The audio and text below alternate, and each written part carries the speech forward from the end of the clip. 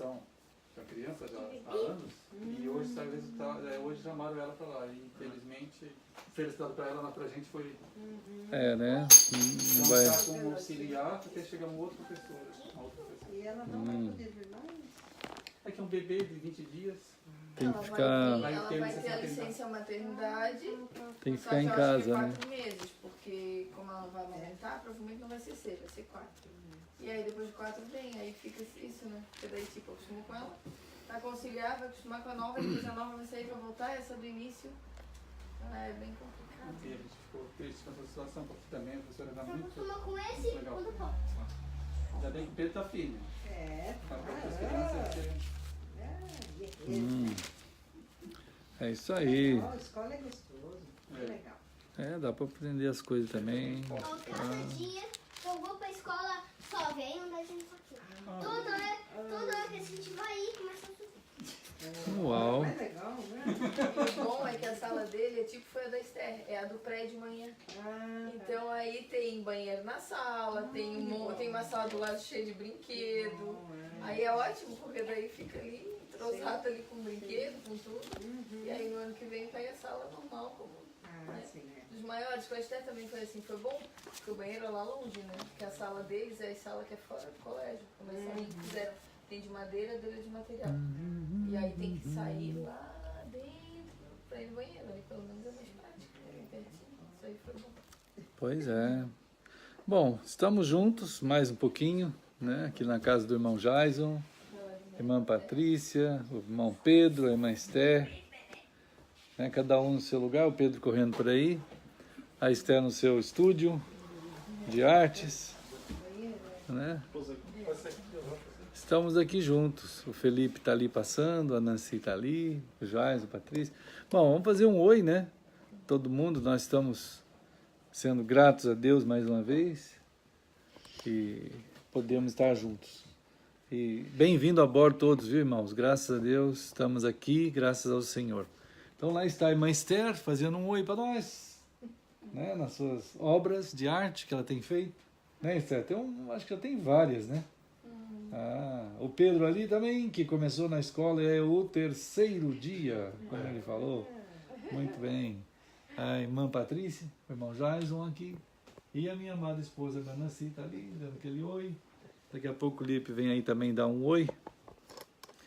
Queremos dar boas-vindas, né, a todos que estão a bordo aí junto com a gente, nessa caminhada, nesse começo, mais um pouco de viajarmos juntos, ou estarmos juntos à mesa do Senhor, né? Como o Senhor mesmo nos ensinou e falou, né? Nos revelou que nós nos alimentamos do seu corpo e do seu sangue. Isso é uma revelação ao corpo de Cristo, né? Uma revelação ao povo santo, gerado por Ele lá na cruz, e nos feito ser seu corpo, né? É uma união maravilhosamente, vamos dizer, sagrada, uma união milagrosa também, porque o Senhor nos chama de corpo, sendo Ele o cabeça, né? Então assim, há um mistério revelado aí, em que nós e Cristo somos, por causa dele mesmo, unidos numa união extremamente sublime, né? Há uma sublimidade e uma graça, uma dádiva em que nós, ao caminharmos sobre a terra nesse último dia... Boa noite, irmã Lúcia também, irmão Jaziel, o irmão Lipe falando um oi também, que ele está passando ali, ó, agora ele já pode fazer um oi para nós. Estamos aqui juntos. E essa união assim misteriosa, né? Mas ao mesmo tempo que agora já não é mais mistério, é uma revelação, né? E corpo e o cabeça, que é Cristo. Quer dizer, é um organismo vivo que caminha sobre a terra numa unidade, né? A gente, vamos dizer assim, amadurecer nessa percepção, né, só mesmo pela palavra de Deus, que ela dá a nós esse corpo de Cristo, a condição desse amadurecimento nessa dimensão, né? Queremos pedir a Deus, então, que nos ajude a que a sua palavra hoje, né, nos alcance como partes, membros do corpo de Cristo, né? Pessoas que fazem parte desse corpo com os diversos dons e operações maravilhosas que o Espírito Santo faz acontecer, que a gente possa estar fortalecidos no Senhor.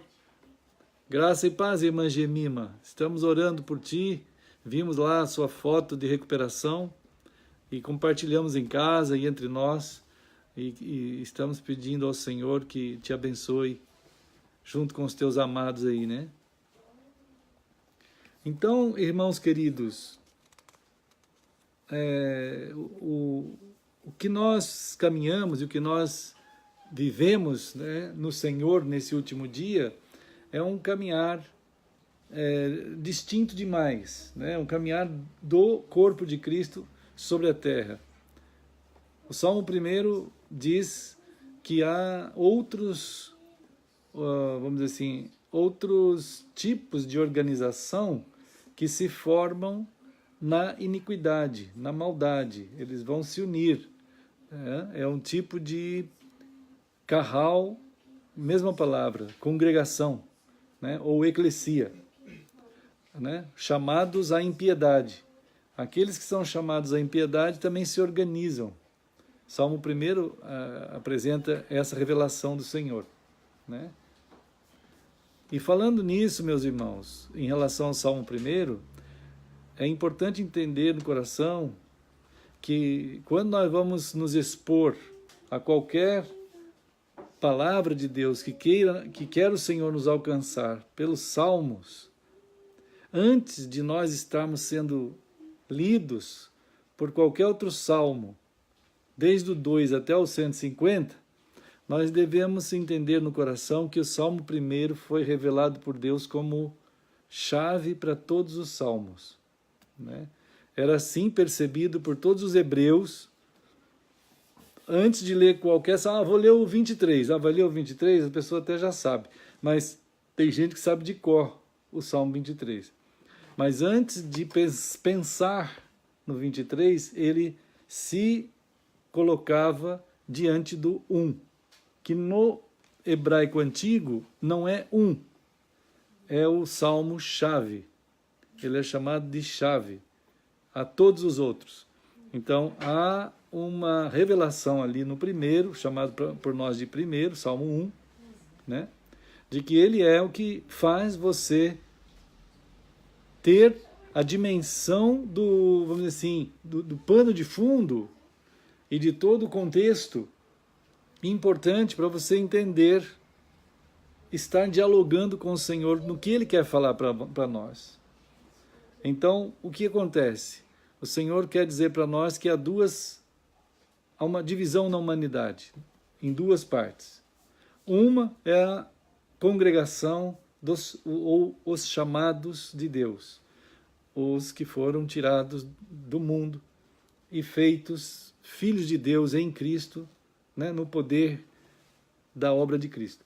E os que foram reunidos em diversos carral, diversas eclesias, diversas congregações da impiedade. E a congregação da impiedade, ela é muito organizada, né?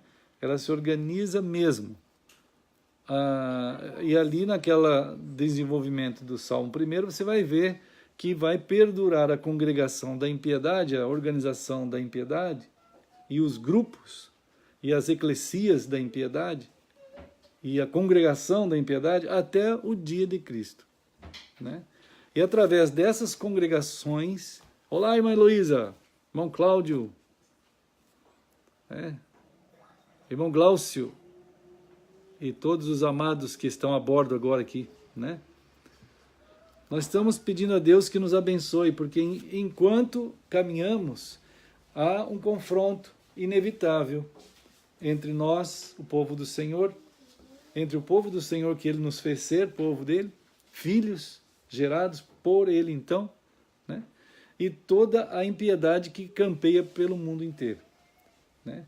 Nesse último dia, em que está determinado o último dia, pela vinda de Cristo, né? Ele vai inaugurar esse último dia, esse milênio, né? Esse período de tempo, né? Milênio não é 1000 anos, né? Esse 1000 anos é uma forma hebraica de pensar em termos de quantidade de tempo necessária para se cumprir o propósito do Senhor, enquanto tempo, espaço, história, né?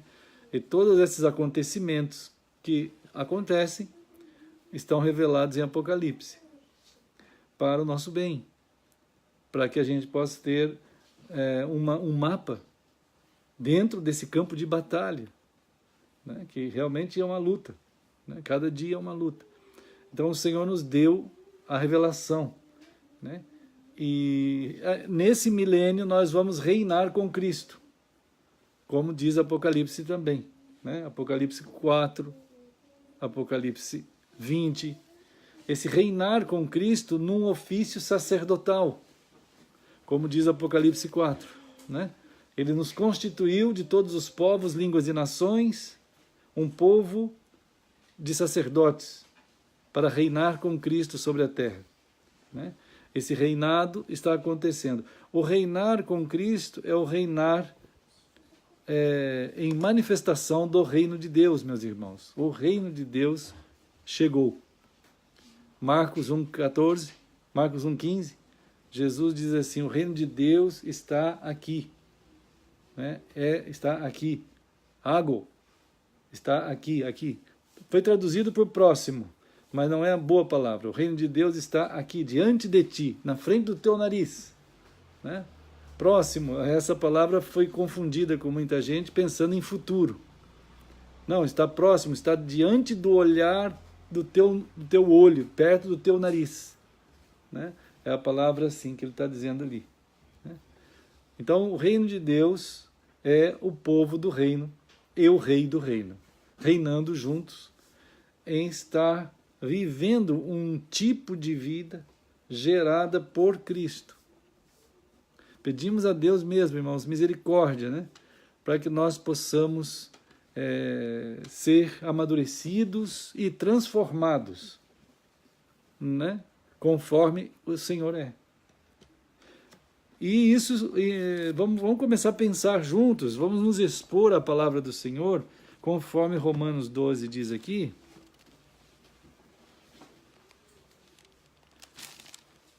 Romanos 12. Quando da palavra do Senhor, do coração do Senhor, chega até nós um chamado, né? Isso aqui é um chamado, né, irmãos? Romanos 12, né? 1 e 2. Eu temo que muitos cristãos conheçam esse texto de tanto ler. Mas nós oramos para que isso não seja um texto, mas seja a palavra de Deus chamando cada um de nós a essa relação que está dizendo aqui, né? Então, amados, Romanos 12 diz aí assim, ó.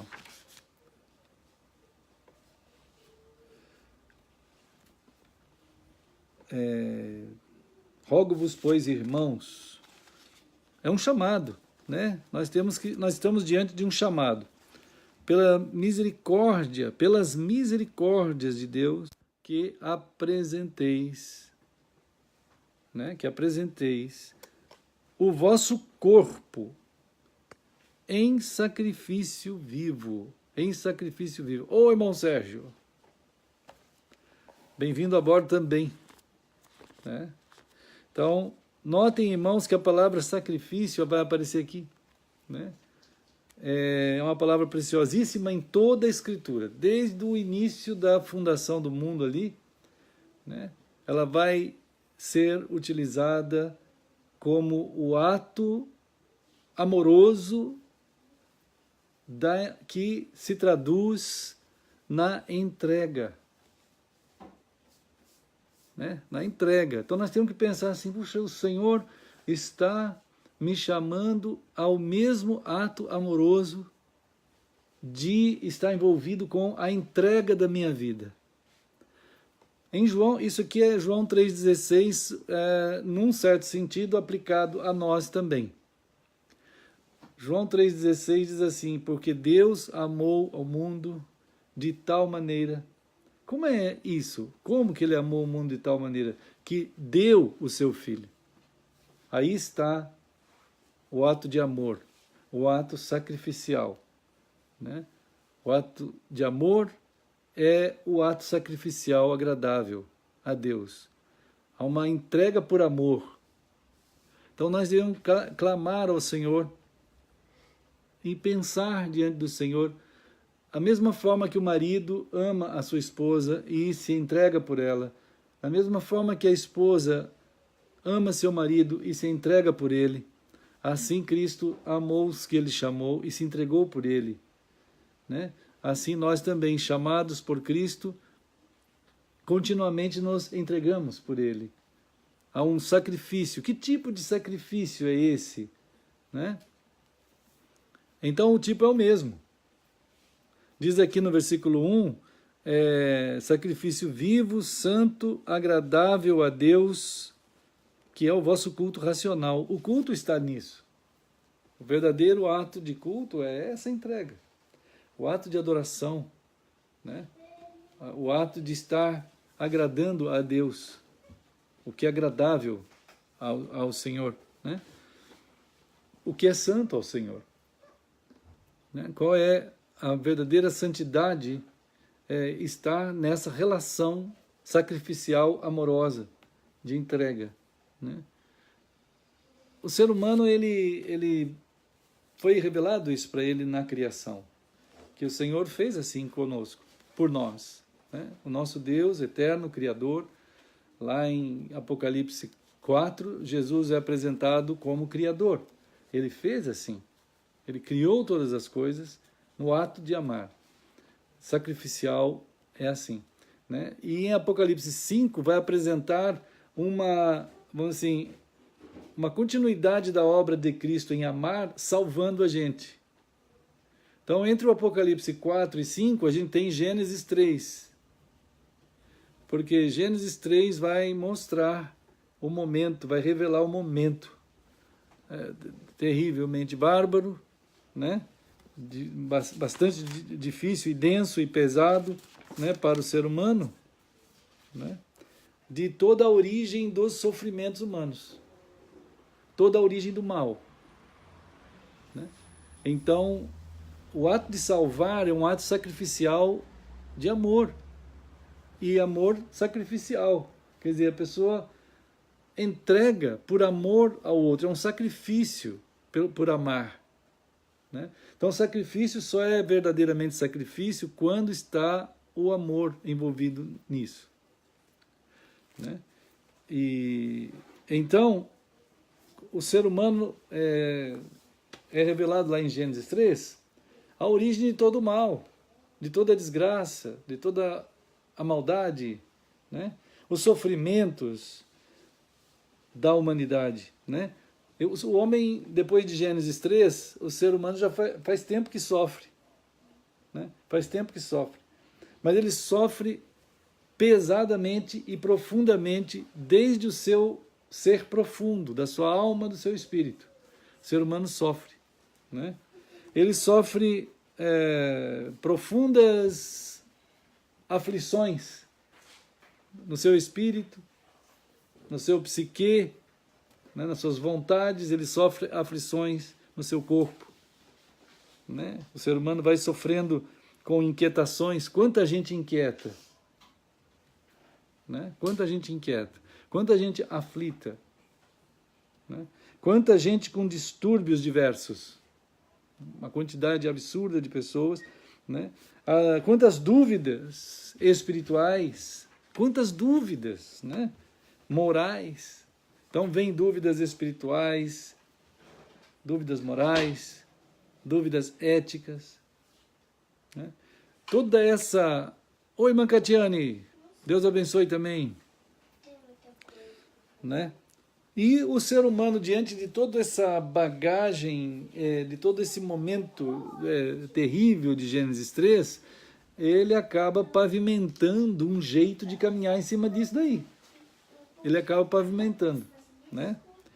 É um estilo de vida dentro do mal que ele cria um jeito de ir adiante. Ele cria esse jeito de ir, né? Então,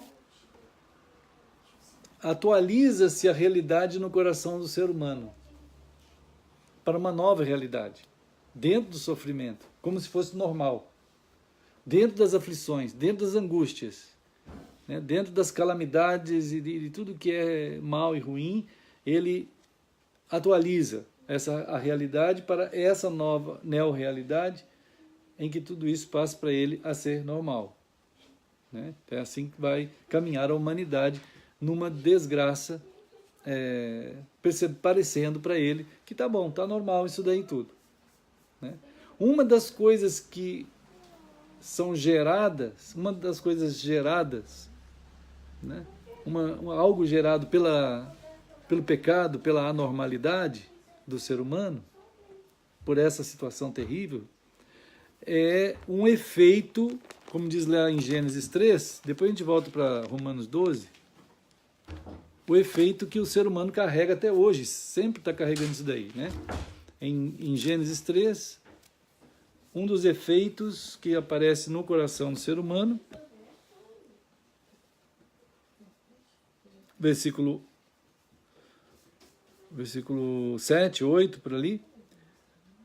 Os olhos de ambos se abriram e, percebendo que estavam nus, coseram folhas de figueira e fizeram roupas e cintas para si. Gênesis 3, 7, 8. Né? Então, o ser humano é assim, ele corre tentar, no meio de todas essas desgraças, arrumar também um jeito para cobrir um paliativo, para dizer, não, agora está melhorzinho. A gente conseguiu, né, uma roupa, são as vestimentas do pecado, as vestimentas do mal são tão terríveis, né, que elas são profundas. As vestimentas, assim, o mal, resultados do pecado, eles são males profundos. Como a gente falou, começa lá no espírito, vai para o psique, vai para o corpo, aquilo tudo fica ali gerando uma série de problemas terríveis até a morte, né? Até a morte. Mas o ser humano, quando tenta arrumar isso, ele começa de fora para dentro. Ele nunca vai tentar lá na profundidade que aquilo está, porque ele não consegue mais ver nessa profundidade, né? Então, esse é um dos problemas também que pode atingir cristãos, quando ele raciocina a partir da superfície, e não da profundidade da revelação da palavra, né?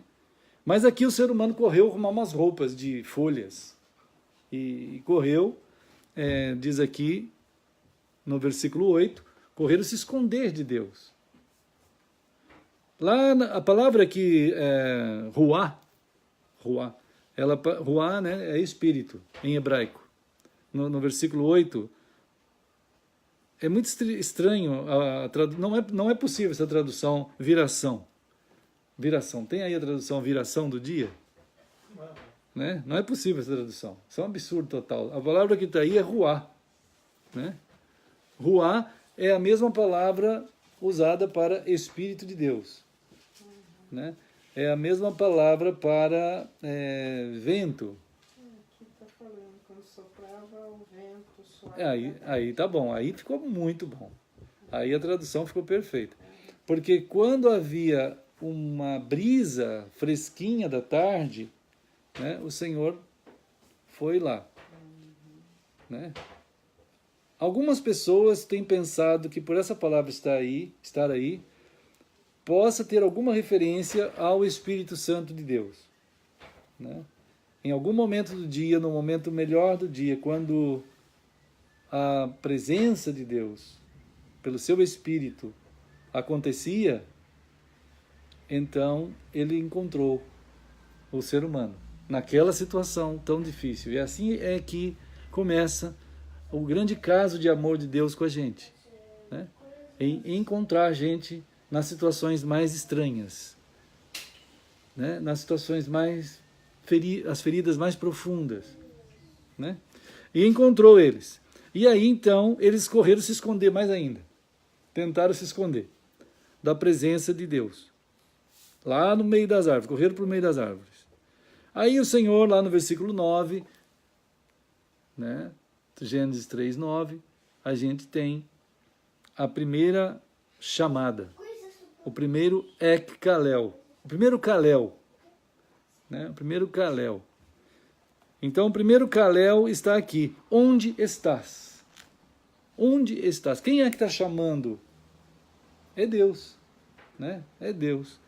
Pelo seu amor, Ele chama. Ao chamar o ser humano, lá no versículo 15, ele vai falar sobre Cristo. Ele vai dizer para eles sobre Cristo. Primeiro eles vão fazer aquela confusão lá, aquela discussão que sempre tem entre as pessoas que fizeram lambança, né? Se quiser ver a discussão meio bizarra entre Adão, Eva e o diabo, e Deus ali assistindo tudo, é aqui no versículo 10 até o 14. Né? Aí o Adão fala, não, porque a Eva, não, porque foi o Adão, não, porque a Eva, foi porque foi a Eva, foi o Adão, não, foi o diabo, aí o diabo não tinha quem acusar, recebeu aquela última acusação, né? Então, uma loucura total. No fim, irmãos, a gente vê aqui que era uma confusão mesmo, que eles estavam aprontando, e aí um é assim mesmo, não, porque aquela igreja está certa, não, porque a outra, aquela outra não está certa, aquela outra, aquela confusão. Aí o diabo só fica assistindo aquilo, mas Deus chega lá e fala assim, gente, eu preciso falar para vocês de Cristo. Aí ele vai falar de Cristo, né? E ele vai dizer assim, o diabo vai ser inimigo da mulher e também vai ser inimigo do descendente da mulher. Né? Então, todos os demônios, o diabo, tudo seriam inimigos do descendente da mulher. Isso aqui é Cristo. É masculino, é uma palavra masculina em hebraico. Né? Não tem como errar. Mas a Igreja Católica errou. Ela fala que aqui é Maria. Né? Ela pega aqui e põe Maria. Né? Isso é uma loucura total, mas faz parte também dessa confusão. Né? Quer dizer, o descendente, que é Cristo, te ferirá a cabeça. Então Cristo vai realizar. Então aqui está dizendo, Cristo é aquele único que pode, no seu momento, na sua hora, no seu tempo, é aquele que vai, de fato, destruir a obra do maligno. A pessoa do maligno será vencida absolutamente. Né? E tu lhe ferirás o calcanhar, quer dizer, há de ter uma ferida. O cordeiro, quer dizer, o descendente da mulher, o prometido por Deus, o Messias, então, o Cristo, ele seria ferido. Então começa Deus a anunciar, Deus começa a dizer que a obra da nossa redenção está nas mãos do próprio Deus. A obra da nossa salvação está nas mãos do próprio Deus. Não é obra humana. Não é obra de nada que o ser humano possa fazer. Ele agora está mal. Quem é que vai realizar a busca e a salvação é o próprio Deus. O descendente, isto é, então, o Filho de Deus. O Filho de Deus. O Messias prometido. Então, o Messias, aqui já começa a ideia do Messias. Quer dizer, porque é uma promessa. Né? E então é assim, né, que a gente vê aqui no começo. Irmãos, lá em João, né, em João, no capítulo 3, todo mundo lembra também, espero que não sejamos levados pela memória, mas conduzidos pelo Espírito, a palavra que fala ao nosso coração em João 3,16. Meus queridos irmãos, né? Porque Deus, então, aqui vai mostrar o ato, né, sacrificial, o ato sacrificial, amoroso e sacrificial, portanto, né, de Deus, para fazer cumprir aquela promessa lá em Gênesis. Olha só, irmãos, quanto tempo, né? Quanto tempo dentro da história, dentro do espaço, vai acontecer a passagem de tempo, mas a promessa é a mesma ao longo de toda a Escritura. A pessoa prometida é sempre anunciada. A pessoa anunciada por Deus está para chegar. E finalmente chegou. E quando se tornou pessoa como nós, se identificou conosco na obra da redenção, se identificou tanto que é um ser humano, né? E diz aqui, porque Deus amou ao mundo de tal maneira que deu o seu Filho. Então aqui está o que significa amor, o que significa sacrifício, né? Sacrifício é essa entrega amorosa da vida pelo outro, né? E assim é que vai acontecer, né, a obra do Senhor. E Romanos 12, então, ele vai falar conosco sobre isso, que nós devemos também pensar nisso, como povo de Deus, no sacrifício vivo das nossas vidas. Quando ele diz assim, não tome a forma, não vos conformeis, quer dizer, não tome a forma, susquematizo, né? Não vos conformeis, quer dizer, há um esquema, há uma sistemática. A palavra grega susquematizo significa um esquema único que opera o mundo. Um esquema único, um sistema único que opera no mundo. É uma forma única que o mundo opera. Ele tem um jeito de trabalhar, ele tem uma forma. Ele forma, então, as congregações ímpias, mas todas têm uma, vamos assim, raiz comum. Não entre nesse esquema do mundo. Então, a palavra de Deus chama o nosso ser, aqui é o chamado também, né? Então, é o chamado. Que você tome muito cuidado com os esquemas montados pelo mundo. Eles têm sempre a mesma estrutura. Como Jesus falou, veio roubar, matar e destruir, né? Ele veio tirar tudo que é do ser humano para destruir. Então, não entre nesses esquemas, né? Não fique unido com os esquemas do mundo. Não vá lado a lado com isso, né? Não aceite uma ligação conjugal. Essa é a palavra, né? Não se ligue assim com o mundo. Não faça isso.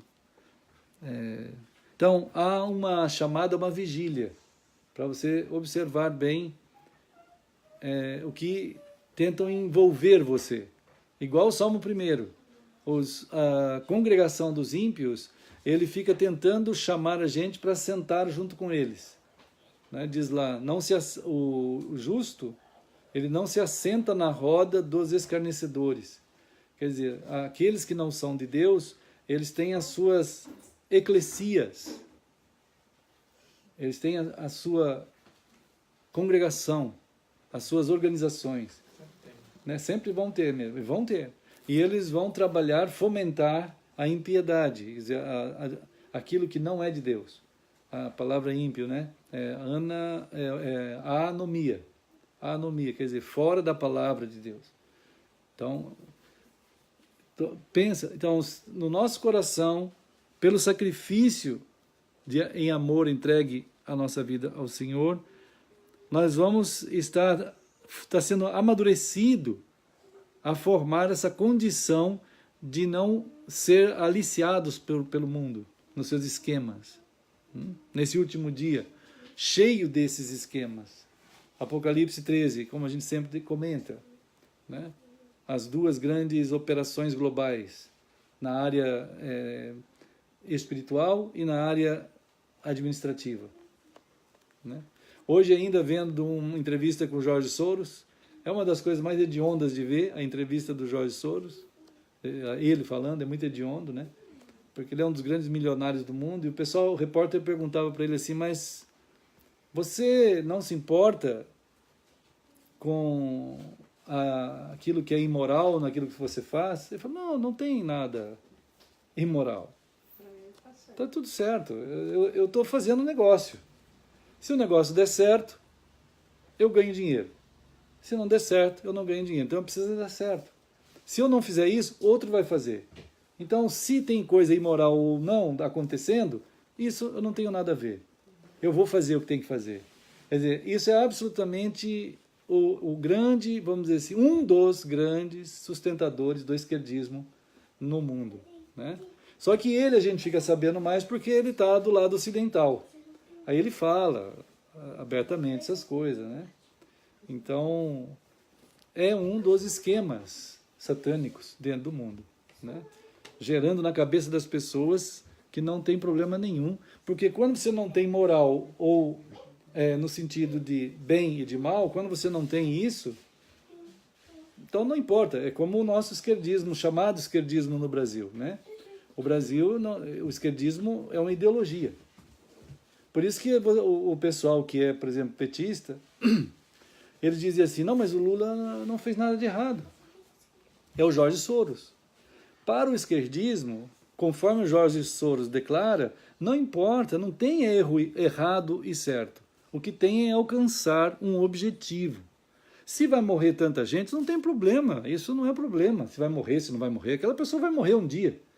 Então, eu tenho que alcançar o objetivo. Esse é o cerne do pensamento satânico, né? Para passar para o coração humano e que pessoas... Até a irmã Maria do Socorro, lá do Nordeste, ela falou, pastor, mas como é que eu não consigo falar com amigos meus que são esquerdistas, da esquerda? Eu falei, irmã Maria, eles não são políticos, é uma ideologia. A política é uma coisa, ideologia é outra, né? Quando a pessoa é tomada por uma ideologia dessas, não tem como dialogar. É o Jorge Soros. Outros desses elementos. Então, isso na área da administração. Na área, a besta administrativa está aí, política e tudo. Apocalipse 13. Né? E a besta espiritual também está aí, né? Cheia de distorções bíblicas e tudo mais. Cuidado com os esquemas, com o susquematismo, quer dizer, todo o esquema montado numa única visão, SUS. Não é o SUS aí do Sistema Único de Saúde. SUS no grego significa a mesma visão, né? SUS, sinergia, né? A mesma força, quer dizer, a mesma potência, tem a mesma visão. Sinótico, quer dizer, tem a ótica mesma. Existe um termo teológico que a gente estuda chamado evangelhos sinóticos. Sum, está ali, né? A ótica mesma. Isto é, Mateus, Marcos e Lucas são chamados evangelhos sinóticos. Eles veem a vida de Jesus numa mesma ótica. Então, susquematismo, quer dizer, os esquemas do mundo têm uma mesma ótica, mesmo que seja a besta administrativa ou a besta religiosa e espiritual, eles vão trabalhar numa mesma ótica, que é ser a congregação ímpia, tirar o ser humano de Deus, da sua jornada, atolá-lo mais ainda na obscuridade, né, do seu pecado. Então, irmãos, Romanos 12 diz assim, não entre nessa, né? Mas aí aqui, irmãos, o único jeito de nós não cairmos nessa susquematizo é aqui no versículo 2, ó, mas transformai-vos. E essa palavra, irmãos, é maravilhosa palavra usada lá na transfiguração de Jesus. Mateus 17, 2. Né? Mateus 17:2. Então, eu estava dizendo para aquela irmã Maria, não adianta entrar em discussão com a ideologia satânica. Temos que orar, né, pelas pessoas, orar, não adianta. A gente vai orar mesmo. E mesma coisa quem está atolado no susquematismo espiritual, religioso, ele não tem como raciocinar mais. A mente está cauterizada. Só mesmo o poder de Deus. Veja aqui no versículo de Mateus 17:2, a palavra metamorfo. Metamorfo. E foi transfigurado, está vendo? No versículo 2. E foi transfigurado. Quer dizer, Jesus, naquele momento, essa palavra metamorfo significa há uma mudança. Olha só, há uma mudança, uma transformação sobrenatural da forma, né? Há uma transformação da forma e da condição da pessoa. Até então Jesus ele tinha uma forma. Eles olhavam para ele numa forma. A partir daquele momento, ele passou a ter uma outra forma. É a forma celestial. Ele passou a ter a forma celestial, né? Essa mudança da forma e da condição está na palavra metamorfo, né? Mateus aqui 17:2. Essa palavra, meus irmãos, é a mesma que está lá em Romanos. A mesma. Romanos 12:2. Mas metamorfo. Então, essa transformação da forma, da tua forma, né? Hoje em dia, quase já não se vê cristãos transfigurados, né? No sentido de Jesus. Quase não tem mais cristãos que estão em transfiguração, estão metamorfo, né? Porque os cristãos se acomodaram ao susquematizo do mundo nas operações bestiais através dos envolvimentos políticos ou dos envolvimentos religiosos que tem aí, à disposição de todos, né? Então, mas metamorfo é a transformação, sim, que é possível e é pela palavra de Deus que isso acontece na tua forma. E Deus é que vai operar isso em ti pela sua palavra, né? Então, essa revelação que está aqui é maravilhosa. Quer dizer, o Senhor passou aquela transfiguração naquele momento lá, foi tão glorioso que estava o céu, a terra e eles conectados por causa daquela metamorfo. Então, quando estamos em metamorfo, nós estamos numa conexão sacerdotal entre o céu, a terra e o céu, e nós naquela condição de corpo em metamorfo, né? Isso acontece quando a nossa mente, diz aqui no versículo 2, a nossa mente é renovada. A nossa mente é anakainosis, quer dizer, a nossa mente passa por uma palavra ana, né? Anakainosis, quer dizer, ela intensamente passa a ser tocada por uma ação atemporal, algo que não está no tempo, intensamente tocada por algo eterno. A mente é intensamente tocada por algo eterno. Mas onde que está a mente da gente, dos cristãos hoje em dia? Não vai ter anacainosis nunca. Porque ela é intensamente, muita gente, muitos cristãos, estão com a mente absolutamente cheia das coisas do susquematizo no mundo. Porque, de fato, há uma sedução nos esquemas mundiais, né? Mas o Senhor está nos chamando a essa metamorfo, pela anakainosis, isto é, pela intensa ação daquilo que é eterno em cima, dentro da nossa mente. Foi traduzido por renovação isso, né? Renovação, irmãos. Não dá. Não dá, né? Mas tudo bem. A mudança, essa intensidade daquilo que é eterno, agindo em cima da nossa mente, produz uma qualidade outra. Uma outra qualidade que vem de lá, de Deus, né? De Deus. É o que vai fazer a pessoa diferente, totalmente outra. Certa vez Jesus falou para Nicodemos assim: Nicodemos, tu és um homem educado, tu fizeste teologia, tu é líder dentro do povo judeu e hebreu, tu é uma pessoa de alto nível aqui na sociedade, né? Mas tudo isso vai te levar com toda essa tua condição para o inferno. Tu precisas nascer do alto.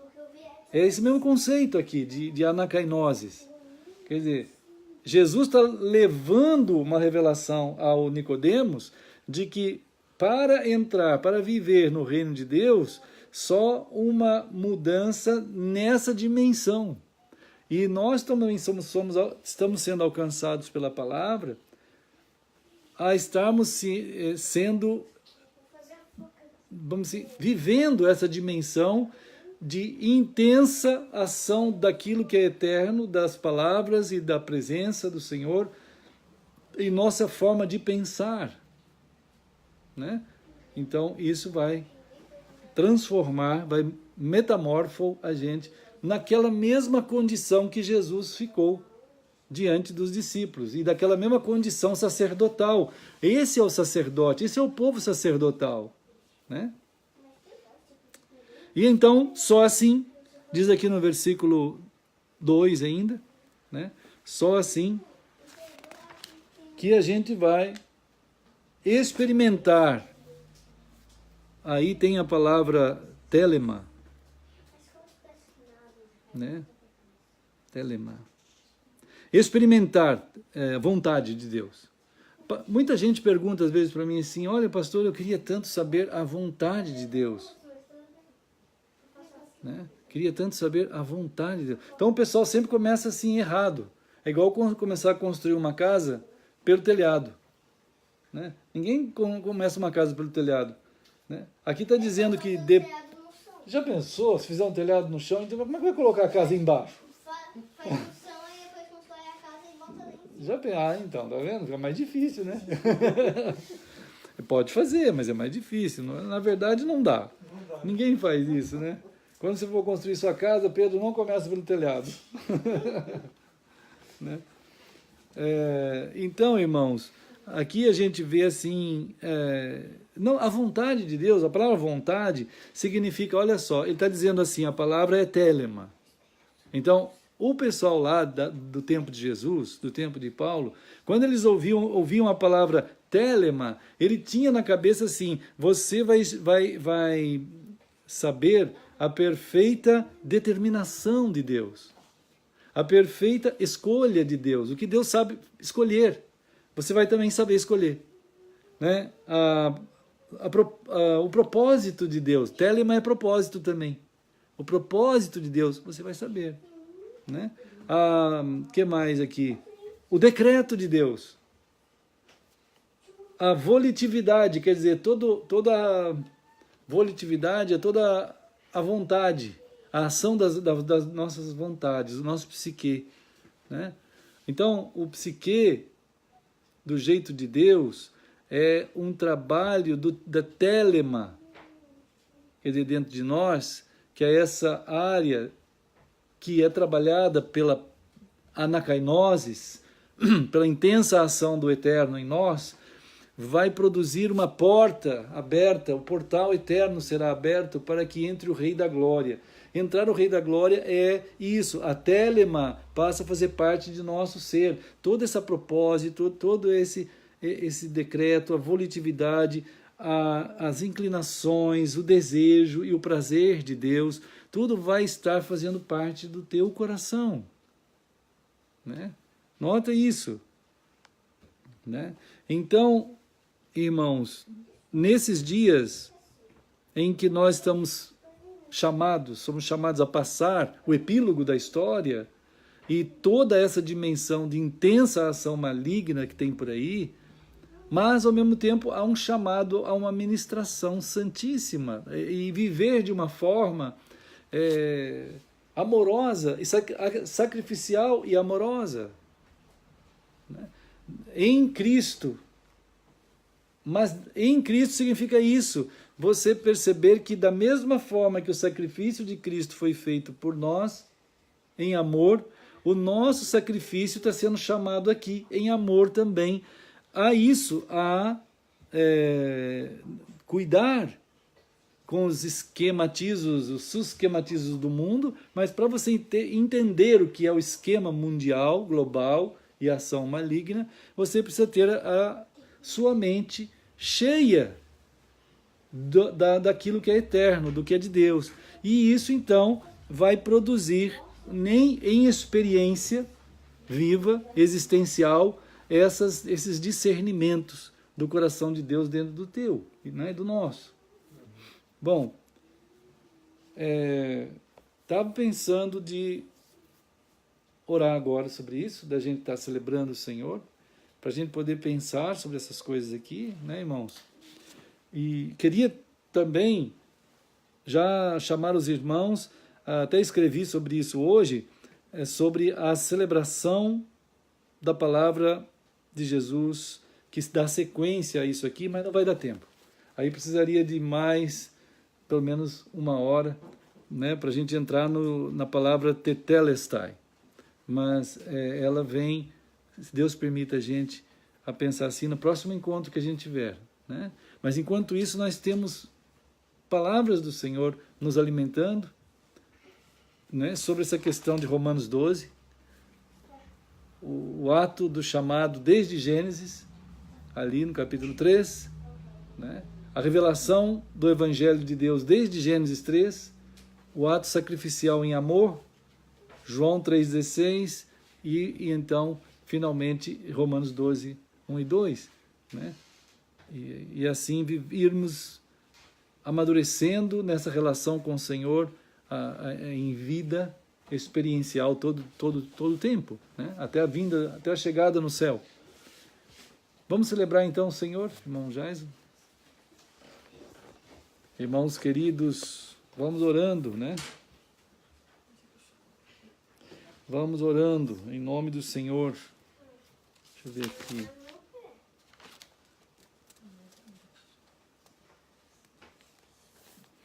Vamos celebrar onde cada um estiver, né, possam também conosco, todos nós juntos, celebrando o nosso querido Senhor Jesus Cristo. E aqui também nós vamos celebrar juntos com todos. Obrigado, irmão Jaison.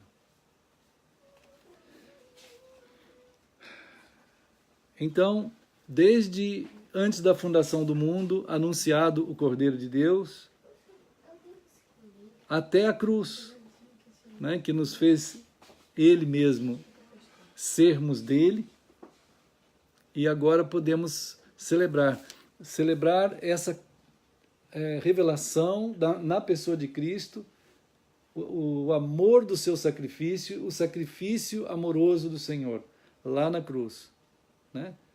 Quando o seu corpo foi entregue, o seu sangue foi derramado, e nós fomos então alcançados nessa eterna redenção. Então esse é um momento de grande sublimidade na celebração do que Jesus fez por nós, né? E carregado de toda a consistência e densidade da revelação desde a fundação do mundo, desde antes da fundação do mundo, né? Ali vai passando toda a história até que se cumpre na cruz. Aí já começa um pouquinho da outra palavra, mas, né, então, aqui, irmãos, Mateus, capítulo 26, já fala assim, que enquanto eles comiam, quer dizer, é tão maravilhoso celebrarmos, que é preciso ser elevado na revelação. É preciso ser elevado na revelação, né? Enquanto eles comiam, isto é, enquanto nós comíamos aqui do corpo e do sangue de Cristo, né, Jesus pegou o pão, né? E então que é Ele mesmo em nós também. E ele diz assim, ele partiu, e isso é um ato profético, né? Que está acontecendo, que está para ser cumprido na cruz. E então ele deu aos discípulos e disse, tomai e comei, isto é o meu corpo. Quer dizer, todos nós somos o corpo do Senhor, anunciados por Ele mesmo, nele mesmo. Muito mais do que qualquer celebração judaica, muito mais do que qualquer celebração dos hebreus, né? Aí está o próprio Cordeiro cumprindo nele mesmo, né, a santíssima celebração dele mesmo, né, e na formação de todos nós como seu corpo. Então, como o Senhor ensinou, vamos comer.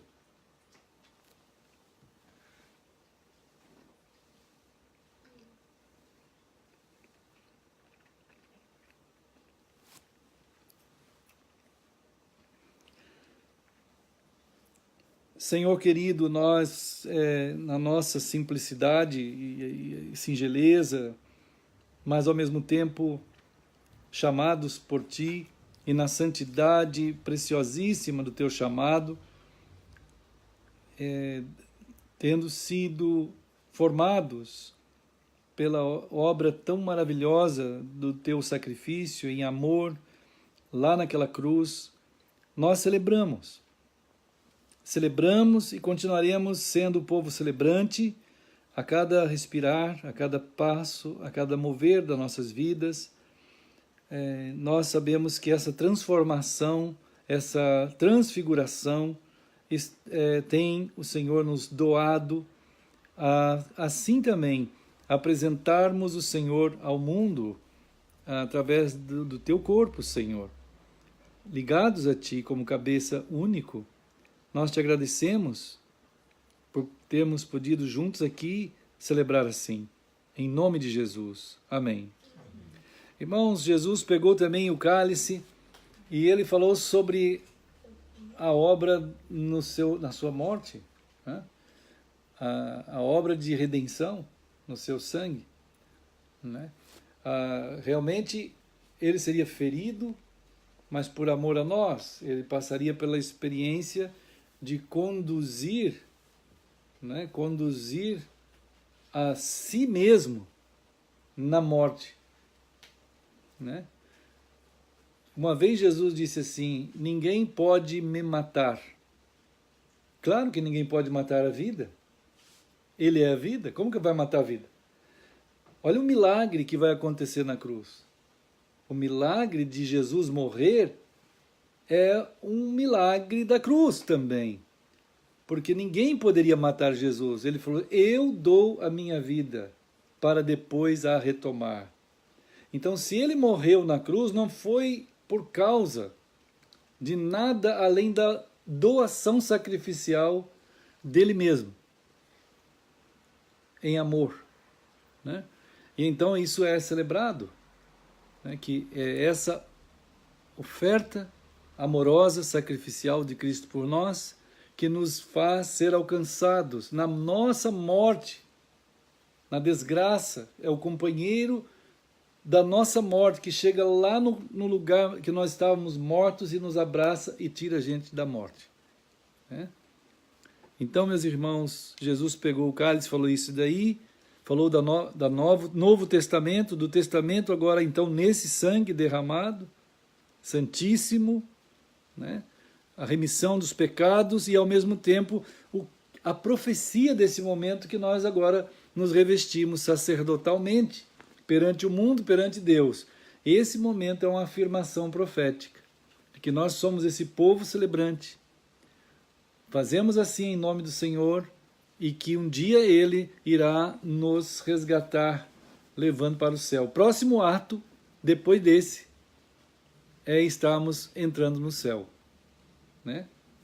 E assim nós vamos celebrar agora como o Senhor ensinou.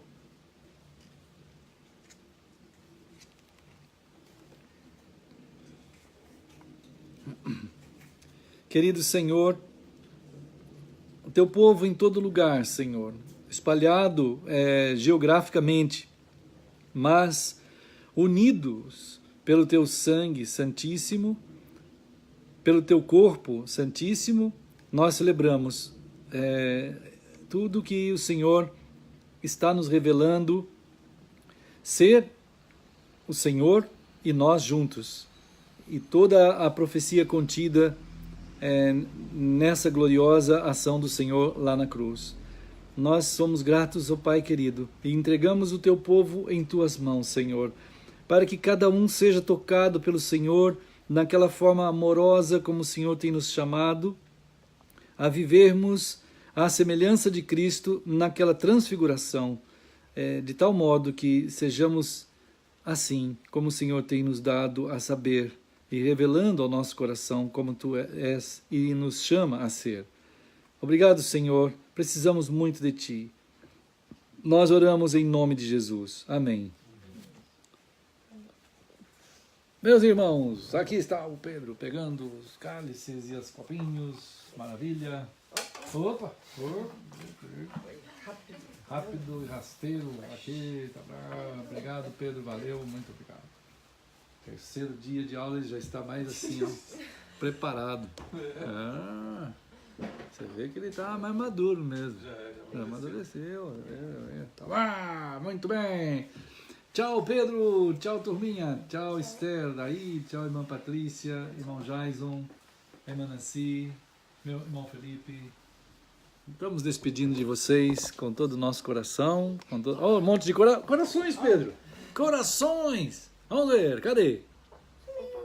Cadê? Sumiram os corações? Apareceu um monte agora há pouco. Corações. Mas tá por aí. Eu vi aqueles corações, certamente. Olha lá, apareceu de novo, Pedro.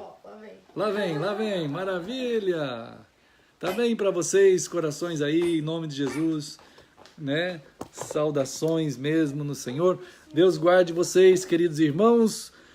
Muito grato ao Senhor por termos estado juntos, navegando aqui, né? À mesa do Senhor, né? Irmão Jais, obrigado, queridos. Deus abençoe, irmãos. Qualquer coisa, vamos nos falando em nome do Senhor Jesus Cristo. Amamos vocês, em nome de Jesus. Deus abençoe, queridos irmãos. Muito grato por todos.